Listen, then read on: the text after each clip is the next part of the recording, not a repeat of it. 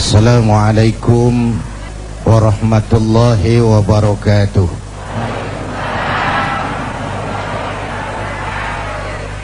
Para ulama yang saya muliakan, Pak Master dari PBNU yang saya hormati, bapak-bapak, ibu-ibu, segenap pemirsa TV One di seluruh tanah air yang saya cintai.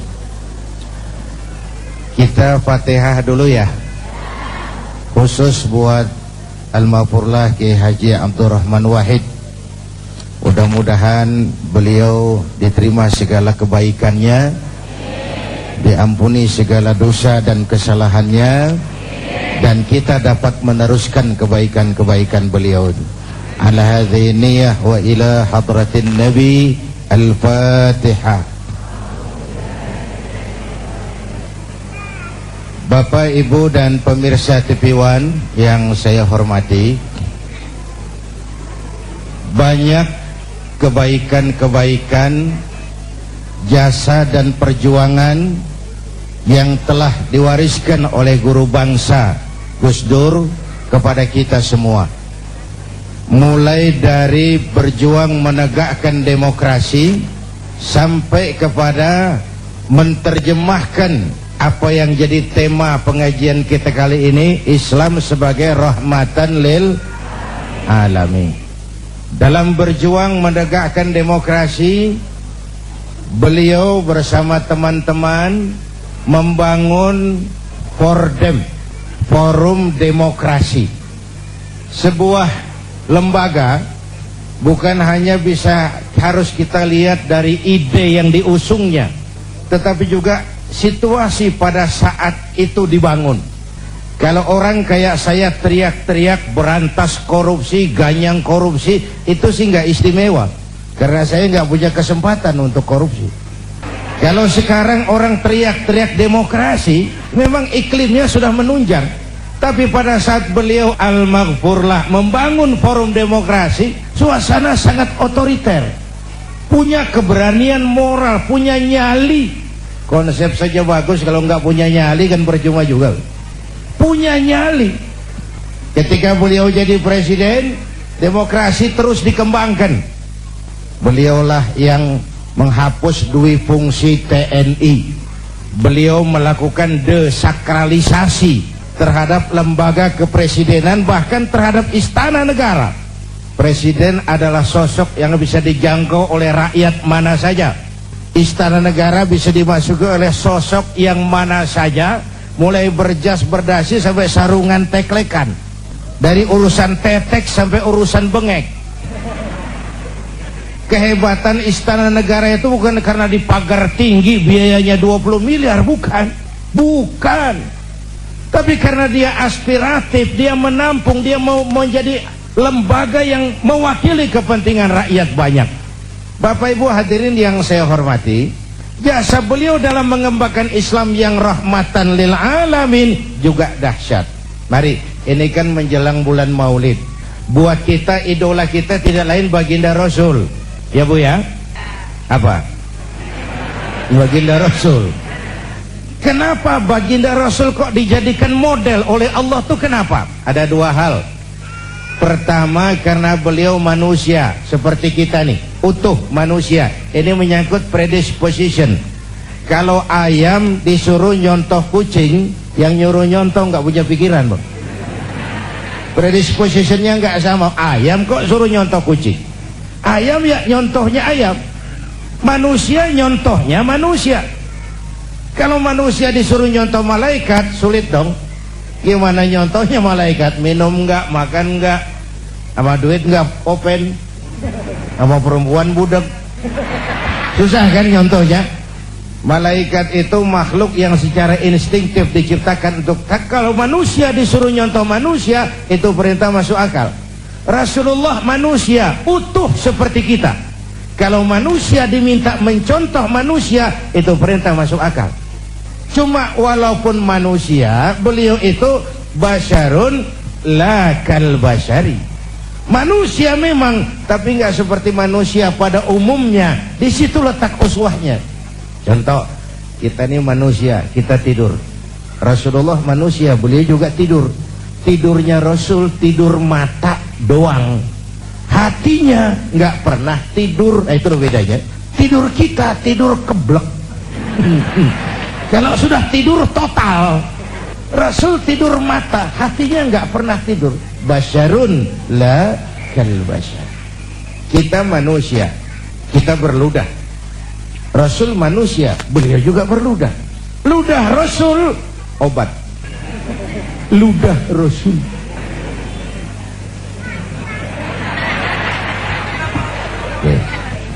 Di Goa Thur, Sayyidina Abu Bakar turun duluan bersihin goa. Sebentar ya Rasul, saya bersihin. Kalau ada binatang berbisa, silakan. Turun Sayyidina Abu Bakar bersihin goa. Betul, tangannya digigit kalajengking, Pak. Sakit, ngebet, bengkak. Kalajengking Arab. Ya memang di Arab kejadiannya. Ya udah dengerin aja, kenapa sih? Ditahan saja oleh beliau.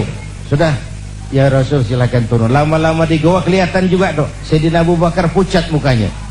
Mabaluka ya Abu Bakar. Abu Bakar, kenapa kamu pucat? Enggak. Berat meninggalkan Mekah? Enggak. Malas hijrah ke Madinah? Enggak ya Rasul. Khawatir dikejar Quraisy? Orang kata enggak. Enggak. Kenapa kamu pucat? Tangan digigit kalajengking. Kenapa kau ngomong dari tadi? Saya enggak mau nyusahin hati Tuhan ya Rasul, biarlah saya tahu. Ah kau, siniin tanganmu. Diambil sama baginda Rasul. Bismillahirrahmanirrahim. Diludahin, sembuh, ringkas saat itu juga. Ludah Rasul. Coba kita yang ngeludahin, bikin bengkak urusan, bukan bikin sembuh. Ya bacaan sih sama, bobot yang beda itu.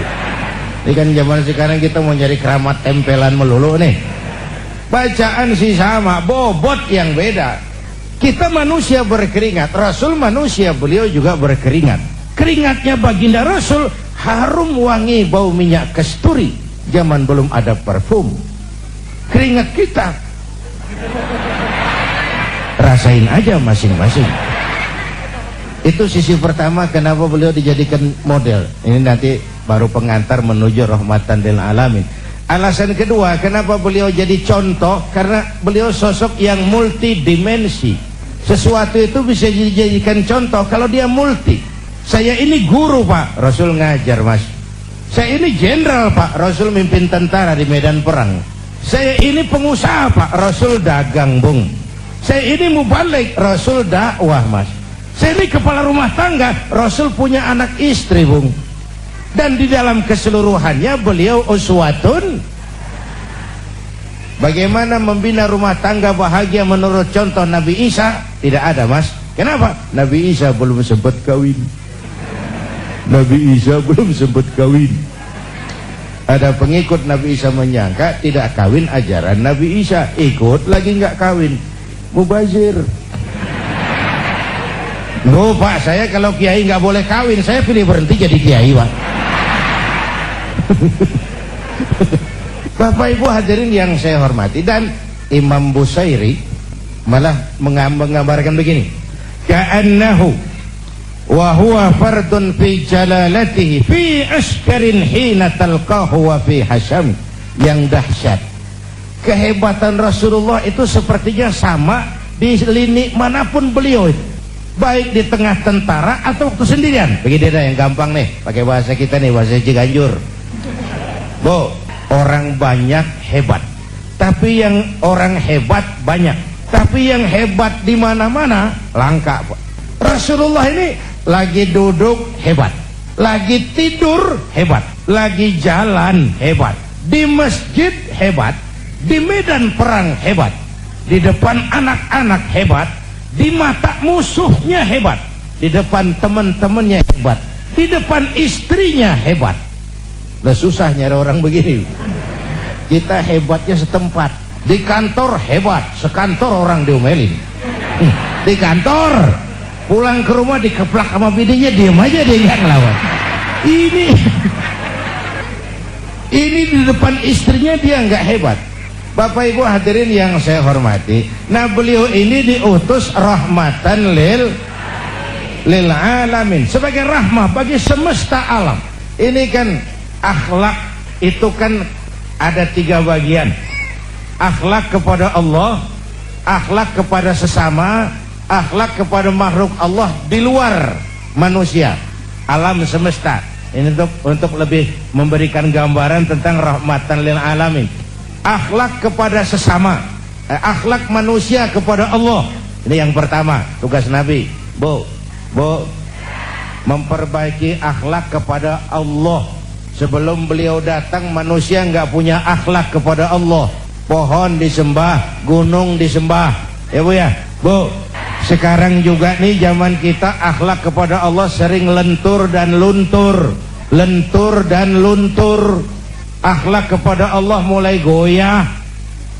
Apalagi sekarang nih istilahnya abad entertain. Kiai sama dukun tipis bedanya sekarang. Bener-bener Bu, akhlak kepada Allah mulai bergeser. Ketika miskin kita hamba Allah, setelah kaya kita pindah jadi hamba harta. Ya Bu ya, hamba Allah itu kalau keluar dari pengakuan Allah itu mahal, tapi kalau keluar dari mulut kita itu murah.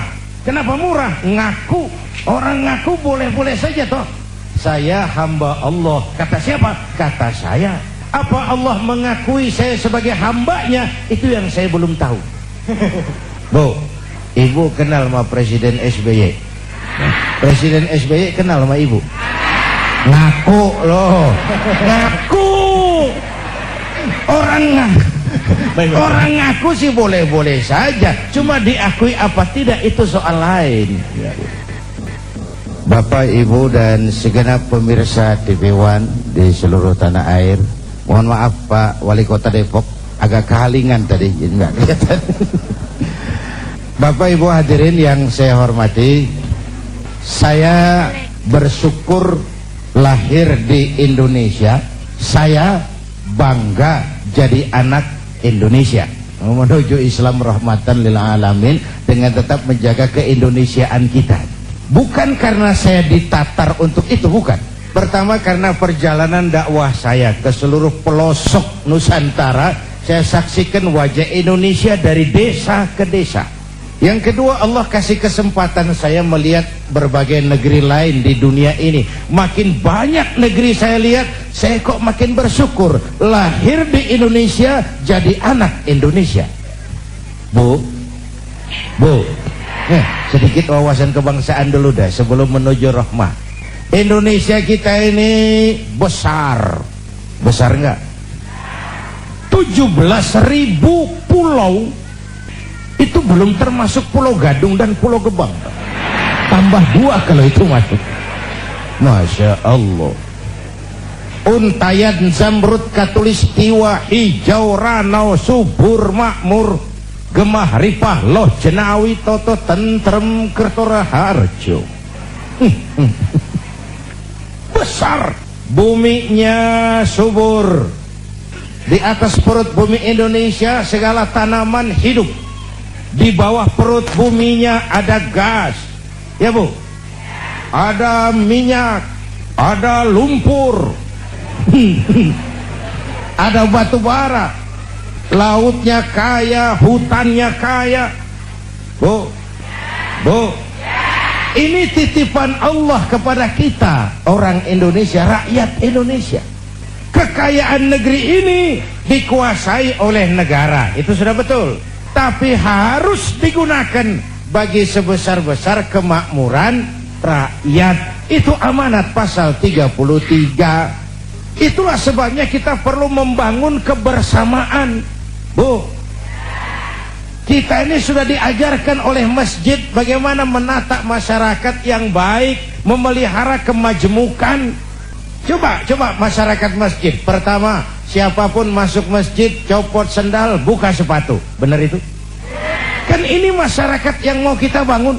Jangan ada warga negara kelas 1 di republik ini. Lurah masuk masjid buka sepatu, rah. Camat masuk masjid buka sepatu. Itu Pak tuh yang ngomong tuh. Enggak, mat. Tapi yang penting kemajmukan. Kalau sudah masuk ke masjid, sholat berjamaah, nggak pernah kita usil dari mana orang datang. Yang penting kemana dia menghadap. Inilah komitmen keindonesiaan. Coba masyarakat masjid, lu dari mana? Dari kidul mang, madep ngulon. Lu dari mana? Dari wetan, madep ngulon. Lu dari mana? Dari kulon, madep ngulon juga lu. Kita ini bineka tapi tunggal. Kita ini beragam, tapi oleh Islam memperkuat semangat nasionalisme ketika Rasul mengajarkan hubbul watan minal, cinta tanah air bagian dari iman. Lah tanah air kita bukan Arab Saudi, bukan Palestina, bukan Aljazair. Tanah air kita mencintai Indonesia bagian daripada iman. Saya belum pernah melihat suatu agama mengajarkan begini luhur, cinta tanah air bagian daripada iman. Bagaimana agama mendorong mengentalnya semangat nasionalisme. Bapak Ibu hadirin yang saya hormati, oleh karena itu Islam harus kita terjemahkan dalam skala yang rahmatan lil, mulai sesama makhluk manusia, baik kepada makhluk Allah di luar manusia. Sekarang ini kan alam kurang ramah dengan kita karena kita juga tidak ramah kepada alam. Bu, yang gampang deh nih, bentar ya pakai bahasa Ciganjur, bu. Satu hari kampung saya kebanjiran, air masuk ke rumah. Saya ribut, ini masih zaman ada engkong saya. Engkong tahu engkong? Kakek. Saya teriak, kong, banjir kong. Kata engkong saya, biarin, bukan salah air. Habis salah lo. Salah kita bagaimana kong? Lo tempat air lo tempatin. Yang punya datang pan kagak ngerti. Tempat gua di sini kenapa ada lo? Bu, engkong saya nggak makan bangku sekolahan, tapi wise, berpikir pada tatanan keseimbangan. Air kan bukan musuh, air pan temen kan kudu punya tempat. Nah kalau tempatnya kagak punya, apa dia nggak ngayap masuk ke rumah kita? Air kasih tempat. Bapak Ibu dan pemirsa TV One yang saya hormati, watak pokok dari Islam adalah rahmatan lil, rahmat bagi alam semesta jagat raya. Tetapi di dalam menebarkan rahmatan lil alamin, Islam juga punya kaidah-kaidah untuk memelihara, menjaga, mengamankan nilai-nilai yang dimilikinya. Karena itu Al-Quran mengajarkan wa jazaa'u sayyi'atin sayyi'atun misluha faman afa wa aslaha fa ajruhu 'ala Allah. Ini kalau perlu menggunakan kekerasan, kalau perlu. Balasan suatu kejahatan adalah kejahatan yang setimpal, jangan melebihi batas. Tetapi siapa yang memberi maaf dan mencari jalan damai, itu lebih disukai Allah, dan itulah yang akan beroleh pahala. Jadi coba lihat konsep perdamaian dalam Islam. Dipersilahkan manusia jadi manusia, tapi diberi peluang jadi malaikat. Jadi yang luar biasa. Kalau kamu nggak salah ditempeleng, tempeleng lagi dia, sekeras dia menempeleng kamu, itu manusiawi. Tapi kalau mau jadi malaikat, faman afa wa aslaha, siapa yang memberi maaf dan mencari jalan damai, itu yang terbaik, dan itu yang beroleh pahala. Bu, nggak salah sih orang nempeleng kita, kita tempeleng lagi, sekeras dia nempeleng kita, itu manusia namanya. Tapi kalau mau jadi malaikat, maafin. Bu, kalau ibu berbuat baik sama orang baik, kan seri aja itu mah, emang kudunya begitu. Emang kudunya begitu. Nah, Bapak Ibu hadirin yang saya hormati, sebagai muslim kita punya keyakinan Islam adalah agama yang benar. Tapi keyakinan itu bukan SIM bagi kita untuk menghina orang lain agama. Itu bukan peluang bagi kita melecehkan orang lain. Ketegasan di sini, ketegasan kita berkeyakinan Islam agama yang benar, tidak serta-merta lalu kita melecehkan yang lain, menganggap yang lain tidak benar, mencaci maki dan menghujat yang lain. Karena kita sendiri pun kalau agama kita dihujat orang, jengkel nggak? Jengkel nggak? Sama dong. Ya, yang kita nggak suka terjadi pada diri kita, orang lain gitu juga. Makanya jangan merasa pinter, tapi harus pinter merasa. Jangan merasa pinter, tapi harus pinter merasa. Kalau merasa pinter jadi sombong, tapi kalau pinter merasa jadi bijak. Nek saya digituin orang enak nggak? Nggak enak. Orang lain kan gitu juga. Bu, jadi saya kira itu ya, dibiarkan manusia jadi manusia, balas kejahatan dengan kejahatan yang setimpal, itu manusiawi. Tapi kalau mau jadi malaikat, faman afa wa aslaha, siapa yang memberi maaf dan mencari jalan damai, itu yang terbaik. Dengan kata lain, musuh sih jangan dicari, tapi kalau ketemu sih jangan lari. Ya. Baik. Bapak Ibu pemirsa TV One, menarik sekali. Yang pertama, jujurlah. Jujurlah itu kalau bahasa seniman, jangan ada dusta di antara kita. Selama ini urusan jadi bebelit ini karena kita pandai bermain minyak di atas air, menggunting dalam lipatan, manis kalau berhadapan, balik belakang lain bicara. Mulutnya cerita tentang jihad terhadap korupsi, tapi di belakang melindungi koruptor.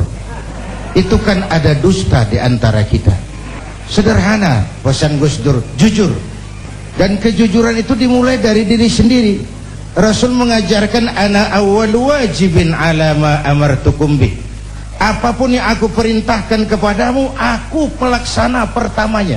Maka perintahnya berwibawa, ajarannya diikuti orang, karena beliau menggunakan prinsip ini. Lidahnya adalah hatinya, ucapannya adalah perbuatannya. Orang ikut tidak ragu-ragu.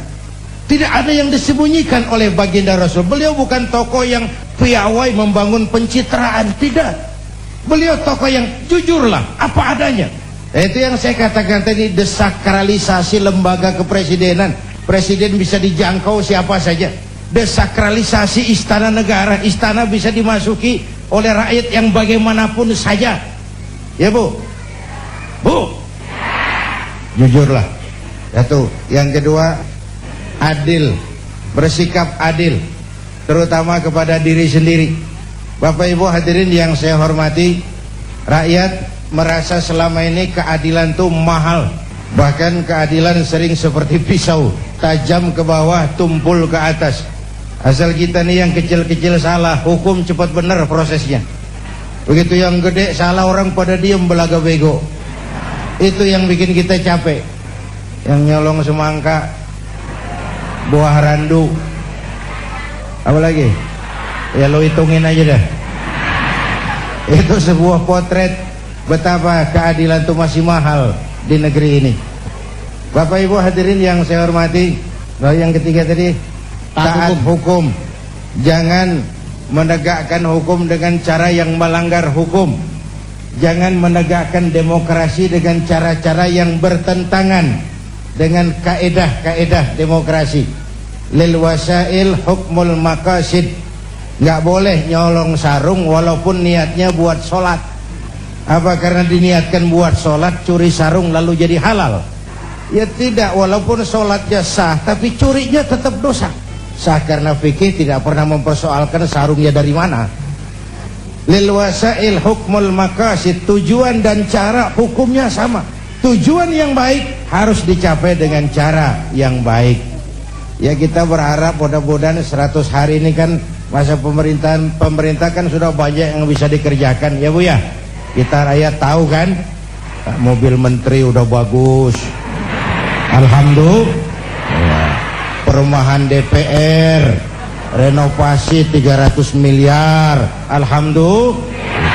Akan segera dibeli pesawat kepresidenan, persekotnya 200 miliar, alhamdulillah. Itu kan tanda kemakmuran. Soal buat siapa, wallahu a'lam.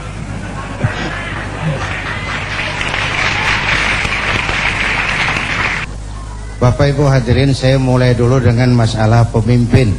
buat kita yang suka ngaji fikih udah ngajarin sebenarnya ya. Kalau cari imam tuh syarat pertamanya a'lamuhum. Orang yang paling alim di kampungmu siapa? Pilih jadi imam. Yang paling alim, bukan yang paling tua, paling alim. Artinya apa dalam konteks berbangsa? Yang paling tahu urusan, lalu bisa cari jalan keluarnya. Kalau ada dua orang alimnya sama, yang mana yang dipilih? Afsahuhum, yang lebih fasih lidahnya. Yang satu alim pelok, yang satu alim nggak pelok. Yang nggak pelok jadi imam. Sebab nggak sah orang fasih bermakmum kepada imam pelok. Pak, ini imam pelok, makmum pelok semua. Sah, namanya kampung pelok, biarin, nggak apa-apa. Yang fasih itu dalam konteks berbangsa itu apa? Yang nyambung sama rakyatnya. Enak kalau punya imam nyambung sama makmum, ngikutnya ikhlas kita itu. Rukuknya enak, sujudnya enak. Kenapa? Imam tahu benar keadaan makmum. Fasih itu nyambung, Bu. Makanya Rasul ajarkan idza amma ahadukumun nas falyukhaffif. Kalau kamu jadi imam, ringankan sholatmu, jangan terlalu panjang kalau jadi imam. Kenapa? Makmum nggak sama kekuatannya. Ini makmum nggak sama kekuatannya. Ada makmum yang tua rentak, diri aja udah gemeter. Ada makmum yang punya darah tinggi, kalau sujud kelamaan palanya sakit. Ada makmum yang udah janji habis sholat mau terima duit. Bayangin kalau imam kelamaan. Ini nggak fase, nggak bisa tahu keadaan makmumnya. Bu, tahu persis keadaan rakyatnya. Jangan udah sholat isya berjamaah, rakaat pertama selesai Fatihah, Yasin. Ini imam nggak aspiratif nih. Makmum ikut sih ikut tapi ngancem. Paling sekali ini gua sholat di sini, besok nggak bakalan balik lagi. Tuh imam kayak begitu sekali doang dipilih, Bu. Kalau fasihnya sama, yang mana yang diangkat, yang dipilih? Aktaruhum sinnan, senioritas. Kalau lahirnya bareng, awaluhum hijratan. Ini dalam konteks yang lebih nasionalis, yang lebih Indonesia. Awaluhum hijratan, yang lebih dulu tinggal di situ. Ini kan dalam konteks pemahaman yang lebih berjiwa nasionalis, yang zahir batinnya Indonesia, bukan cuma orang Indonesia tapi ngagumi negeri lain. Awaluhum hijratan, yang lebih nasionalis. Loh, kalau bahasa saya kan sederhana, jangankan yang makro, yang mikro aja. Kita mau bersaing dagang sama Cina, urusan kecil-kecilan aja kita udah kalah kok. Makanan ringan tuh, pizza, hamburger, McDonald, Kentucky, udah nyampe ke latar rumah kita. Ya, ongol-ongol.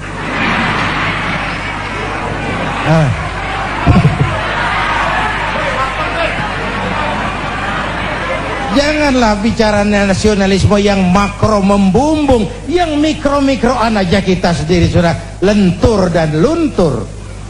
Jadi memang konteksnya cari pemimpin itu yang lebih nasionalis, awaluhum hijratan, yang lebih dulu tinggal di situ, dia lebih paham lingkungan.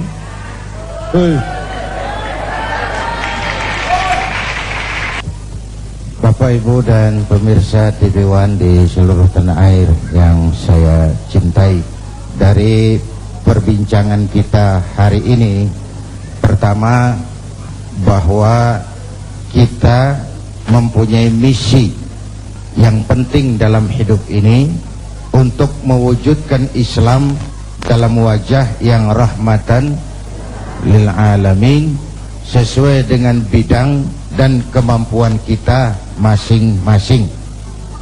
Sesuai dengan bidang dan kemampuan kita masing-masing.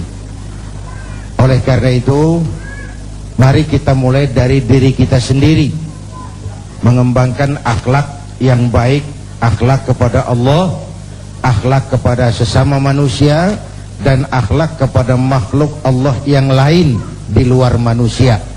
akhlak kepada hutan, kepada pohon, akhlak kepada binatang, akhlak kepada air, akhlak kepada gunung, dan seterusnya, sebagai bagian dari pengembangan sikap rahmatan lil alamin.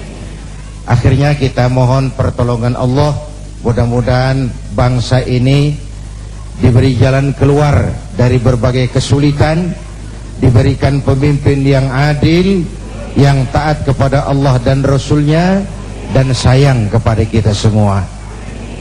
Ini jumpa kita hari ini, insya Allah kesempatan yang kita jumpa lagi. Mari sama-sama kita memanjatkan istighfar, karena istighfar pun bagian dari upaya yang Allah janjikan dalam Al-Quran. Wa ma kana Allahu mu'adzibahum wa hum yastaghfirun. Allah tidak akan menurunkan bencana sepanjang di tengah mereka masih banyak orang-orang yang istighfar.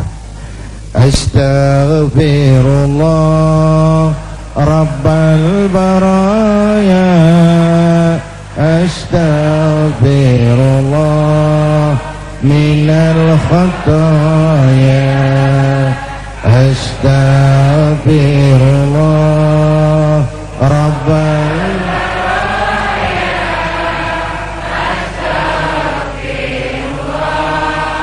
minal khataya, dalam surat Al-Hujurat ayat 13 Allah berfirman, hai manusia, sesungguhnya kami menciptakan kamu dari seorang laki-laki dan seorang perempuan, dan menjadikan kamu berbangsa-bangsa dan bersuku-suku supaya kamu saling kenal.